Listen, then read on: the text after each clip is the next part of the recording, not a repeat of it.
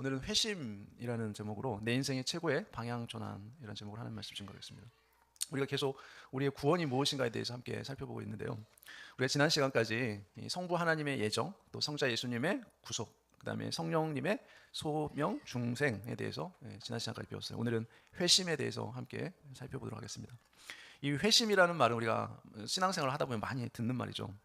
회심이란 어떤 의미일까요? 회심이라는 것은 일종의 방향 전환을 의미합니다. 방향 전환을 의미하는데 우리가 그 교통 표지판에 보면은 유턴이라는 표시가 있어요.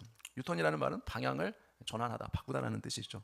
그러니까 어떤 사람이 밤에 이제 자동차를 운전하면서 초행길에 길을 가고 있었습니다. 그런데 이제 목적지가 서울이기 때문에 이 서울 방향 표지판을 보고 이제 고속도로로 진입을 해서 가고 있었어요.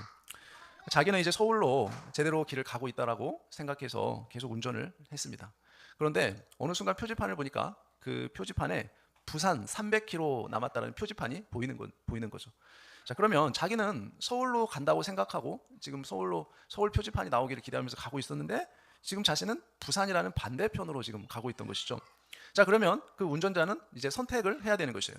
계속 부산으로 갈 것인가 아니면 원래 가고자 했던 서울 방향으로 방향을 바꿀 것인가라는 그 이제 갈림길에 서게 되는 것이에요. 그래서 둘 중에 하나를 선택해야 하는 것입니다. 이처럼 우리가 방향을 바꿔서 바른 방향으로 가는 것이 회심이에요. 자, 하나님과 무관한 하나님을 모른 채 불신자의 삶을 살다가 어느 날 이제 복음을 듣고 나서 자신이 그동안 잘못 살았다는 것을 절실하게 깨닫고 하나님께로 방향을 전환한 사람을 바로 회심한 사람이라고 우리가 말할 수 있겠죠. 그래서 회심이라는 것은 하나님과의 적대적인 관계, 원수되었던 관계에서 이제 하나님과의 친밀한 관계로 변화되는 그런 관계가 개선되는 것이라고도 우리가 말할 수 있어요. 그래서 회심에서 필수적인 요소가 뭐냐면 죄에서부터 돌아서는 것이고 그 다음은 하나님께로 돌아가는 것이에요. 이것을 가리켜 우리가 회개와 믿음이라고 말을 합니다. 그래서 회개와 믿음은 회심을 이루는 두 가지 요소죠. 그래서 회심이라는 것은 회개와 믿음으로 되어 있어요. 회심은 이 두 가지 요소가 하나로 결합된 것을 말합니다. 마치 이 동전의 양면처럼 회개라는 측면과 믿음이라는 측면이 결합되어 있는 거예요. 그래서 회심이라는 것은 회개와 믿음이 반드시 동반되어야 하는 것입니다. 뗄래야 뗄래 이 회심의 출발점은 나 자신이 아니라는 거예요. 회개의 출발점은. 여러분, 회심이라는 것은 하나님의 부르심에 대한 반응입니다. 회심은 하나님의 부르심이 있어야 우리가 회심을 할 수 있다는 거예요. 그렇죠? 자, 우리가 회심을 하기 이전에 뭐가 있어요? 예정, 소명, 중생, 이 세 가지가 있어야만 우리가 비로소 회심을 할 수 있는 겁니다. 자, 그래서 회심에는 하나님이 하시는 일이 있고 우리가 하는 일이 있는 것이에요. 그래서 중생은 우리의 무의식 속에서 일어나는 변화가 바로 중생이에요. 그러니까 우리가 알 수 없는 무의식 속에서 중생이 일어납니다. 그러나 회심은 우리의 의식 속에서 일어나는 변화가 회심이에요. 그렇기 때문에 그만큼 우리의 반응이 중요하다는 거예요. 회심은 마치 하나님이 우리를 부르시는 것에 대한 우리가 하나님께 맞장구 치는 거나 똑같은 것이죠. 그래서 회심의 첫 번째 요소인 회개는 이 지적인 요소, 감정적인 요소, 그 다음에 의지적인 요소, 이 세 가지가 함께 이루어지는 것이죠. 그래서 회개는 먼저 이 우리의 지성에서 시작되는데 지식적으로 내가 지금까지 잘못 살았다는 것을 깊이 깨닫는 것이에요. 자, 이런 자각은 스스로 할 수 있는 것이 아니죠. 먼저 하나님에 대한 지식이 우리 마음에 들어와서 거울처럼 우리 영혼에 비춰질 때 바로 이러한 일이 일어나는 거죠. 하나님을 아는 지식이라는 거울 앞에서 비로소 우리는 우리의 흉악한 모습들이 낱낱이 드러날 때 내 앞에 지옥 형벌이 기다리고 있다는 그 엄청난 사실을 우리가 이제 직면하게 되는 거예요. 이것이 제일 먼저 일어나는 지적인 회개의 요소예요. 자, 그 다음에 따라오는 것이 이제 감정적인 요소입니다. 자기 영혼이 지옥에 떨어지게 되었다는 사실을 깨달았을 때 여러분, 어떤 사람이 아무런 감정의 변화가 없다라는 것은 말이 되지 않죠. 그건 정상적인 사람이라고 말할 수 없겠죠. 정상적인 사람이라면 자신이 이제 지옥에 떨어지게 되었다는 사실을 알게 되면 심판에 대한 공포와 두려움을 느끼게 된다는 거죠. 때로는 죄에 대해서 가슴치며 애통하게 되고 통곡의 눈물을 흘리게 돼요. 어떤 사람은 자지러지며 울고 또 울게 되죠. 어떤 사람은 조용히 눈물만 흘리게 되기도 하죠. 자, 우리가 처음 죄를 깨닫고 회개하게 되면 누구나 다 눈물을 흘리게 됩니다. 저와 여러분도 다 예수님을 처음 인격적으로 만났을 때 자신이 지은 죄에 대해서 다 회개하고 통곡하며 눈물을 흘린 경험들이 다 있죠.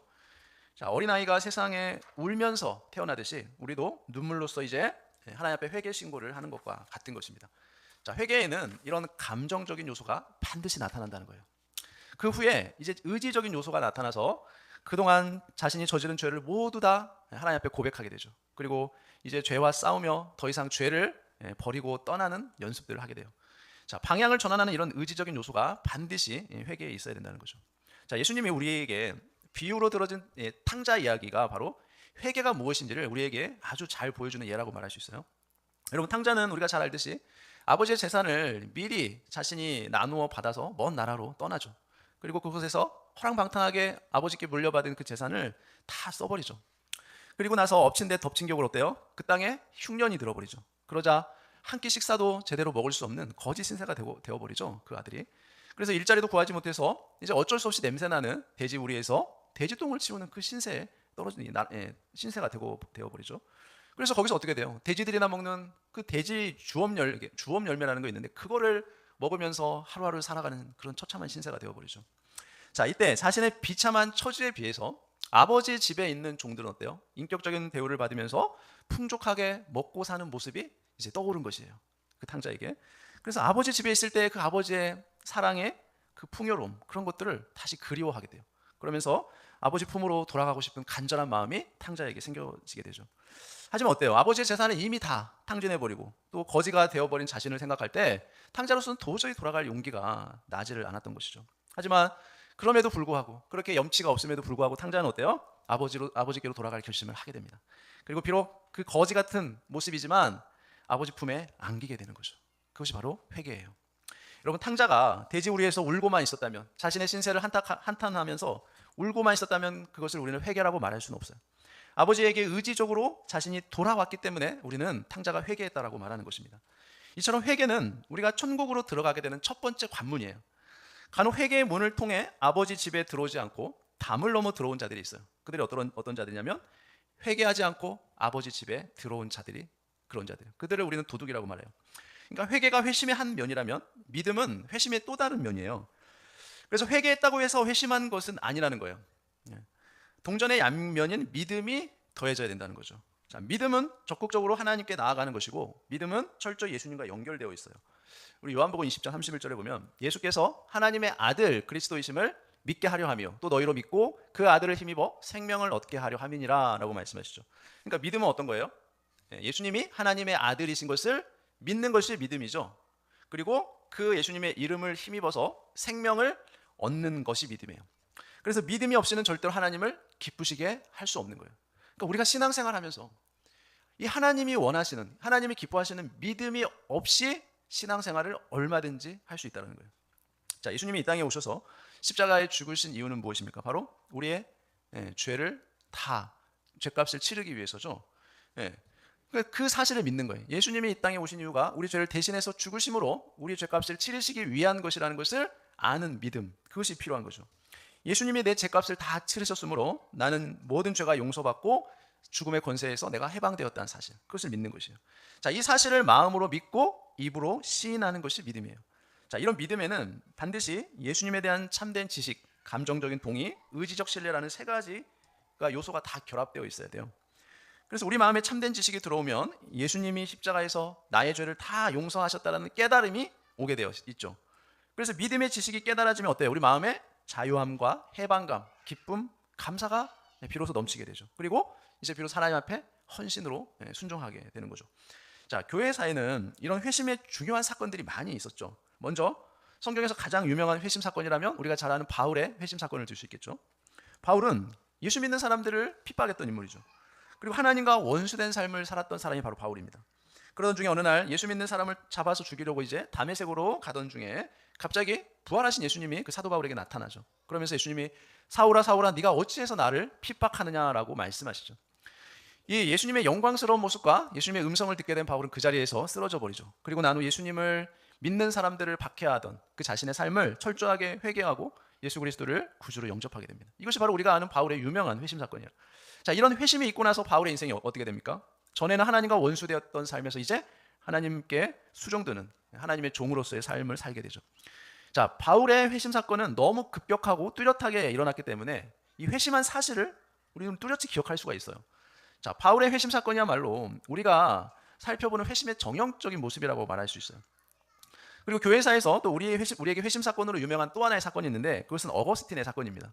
이 초대교회 시대에 우리 신앙 선배 가운데 가장 영향력 있는 인물이 바로 이 어거스틴이라는 인물이에요. 자, 그 어거스틴은 이 10대 때부터 동거를 했던 사람이에요. 그러면서 사생활을 낳은 경험이 있는 어려서부터 쾌락에 푹 빠져 살았던 인물입니다. 또한 그는 출세를 위한 야욕을 가지고 이 로마 제국의 수사학자로 삶을 살았던 인물이에요. 그러니까 쾌락과 지식, 명성을 얻었지만 여전히 그의 마음에는 만족이 없었던 것이죠. 그러다 어느 날 갑자기 이 어거스틴의 귀에 이 톨레레게 이 말이 들리게 돼요. 그 의미는 뭐냐면 집어들고 읽어라라는 그 음성이 들리게 됩니다. 그래서 거실에 앉아 있다가 성경을 펼쳐서 로마서 13장 13절 14절을 보게 되었는데 그때 이 경험한 어거스틴의 기록이 나와 있어요. 어떻게 얘기하냐면 어거스틴의 회고록에 보면 나는 집 근처에서 어린아이의 노랫소리를 듣게 되었다. 노래의 후렴은 이렇게 반복되고 있었다. 집어들고 읽으라. 갑자기 눈물이 흘렸다. 성경을 펼쳐들고 나의 눈이 처음 닿는 구절을 읽으라는 하나님의 명령으로 생각되었다. 성경을 펼친 후 나의 눈이 처음 닿는 부분을 읽기 시작했다. 본문은 로마서 13장 13절에서 14절이었다. 단정히 행하고 방탕하거나 술 취하지 말며 음란하거나 호색하지 말며 다투거나 시기하지 말고 오직 주 예수 그리스도로 옷 입고 정욕을 위하여 육신의 일을 도모하지 말라. 나는 더 이상 읽을 마음도 그럴 필요도 없었다. 이는 마치 확신의 광채가 나의 심장 속에 넘쳐들고 모든 의심의 어둠이 사라진 것 같았다. 이게 바로 어거스틴의 회고록에 기록된 내용이에요. 자, 이 사건으로 성 어거스틴이 이제 비로소 탄생하게 돼요. 자, 이런 놀라운 회심의 경험을 하고 나서 그는 이제 모든 방탕한 삶을 다 정리하고 새로운 인생을 살았던 것이죠. 자, 그런데 여기서 우리가 한 가지 주의할 점이 있어요. 이 회심에는 분명히 회개와 믿음의 요소가 있지만 각 사람은 모두가 다 다양한 방식으로 이 회심을 한다는 거예요. 그러니까 어떤 사람은 이 사도 바울이나 루터처럼 급격한 회심을 하기도 합니다. 그러나 어떤 사람은 서서히 회심을 경험하기도 해요. 오히려 회심이 서서히 일어나는 사람 가운데 더 담대한 믿음을 소유한 사람이 더 많다는 것이에요.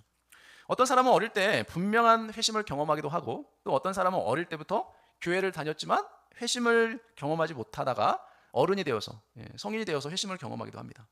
이처럼 회심의 때와 방법은 다 다양하다는 것이에요. 간혹 회심한 후로는 우리가 전혀 흔들리지 않고 날마다 죽을 때까지 찬송만 하면서 하늘나라로 가는 것으로 우리가 생각하는 사람이 있는데 그렇지 않다는 것이죠. 우리의 믿음은 회심을 하더라도 수도 없이 흔들린다는 거예요. 여전히 우리는 연약해서 때로는 의심하고 넘어지게 되고 또 우리 신앙이 침체되고 실족하기도 한다는 거죠. 그렇다고 해서 우리가 믿음을 버리는 것은 아니라는 거죠. 주변에 혹 흔들리는 사람이 있어도 우리가 그들을 믿음 없는 사람이라고 판단해서는 안 된다는 거예요. 여러분 그럴수록 우리는 더 성경을 열심히 배워야 되고 우리 믿음의 뿌리를 내려야 되는 거죠. 자, 교회가 영적으로 침체되어 있거나 세속화되어 갈 때 제일 먼저 사라지는 것이 바로 이 회심이라는 경험이에요. 개념이죠. 회심이라는 개념. 회심을 모르면 이 교회 안에 있는 사람이나 교회 밖에 있는 사람이나 별반 차이가 없어요. 회심을 모르면. 교회 안에서 이루어져야 할 가장 중요한 사건이 바로 이 성도들의 회심이라는 거예요. 성도들의 회심. 그래서 믿음의 자녀를 뒀던 우리가 잘 아는 감리교회의 창시자 존 웨슬리의 어머니 수잔나는 자녀들이 회심할 수 있도록 수도 없이 계속적으로 기도했어요. 얼마나 많이 기도했는지 몰라요. 웨슬리는 우리 자녀들이 회심할 수 있게 해주세요라는 그 어머니의 기도를 들으면서 자랐다라고 고백을 합니다. 오늘날 우리에게 정말 중요한 질문은 바로 이것이에요. 당신은 회심한 그리스도인입니까? 라는 질문이에요. 여러분 다 회심을 했습니까? 사도 바울이나 어거스틴처럼 부인할 수 없는 이 회심의 사건이 나의 삶 가운데 일어났다는 것을 내가 고백할 수 있다면 여러분 우리는 이 세상에서 가장 행복한 사람인 것이죠. 반대로 내가 교회를 다니고 있지만 아직 이렇다 할 회심에 대한 고백이나 또 성경적인 회심의 사건이 자신에게 일어났다고 말할 수 없다면 여러분 그 사람은 이 세상에서 가장 불행한 사람이라고 말할 수 있겠죠. 여러분 우리 스스로에게 한번 우리가 질문을 해보아야 하는 것입니다. 나는 정말 행복한 사람인가? 아니면 나는 불행한 사람인가? 나는 회심한 그리스도인인가? 아니면 그냥 이름뿐인 명목상의 그리스도인인가? 우리 스스로에게 한번 질문해 보면서 이 회심의 은혜가 저와 여러분에게 있기를 예수님의 이름으로 축원합니다.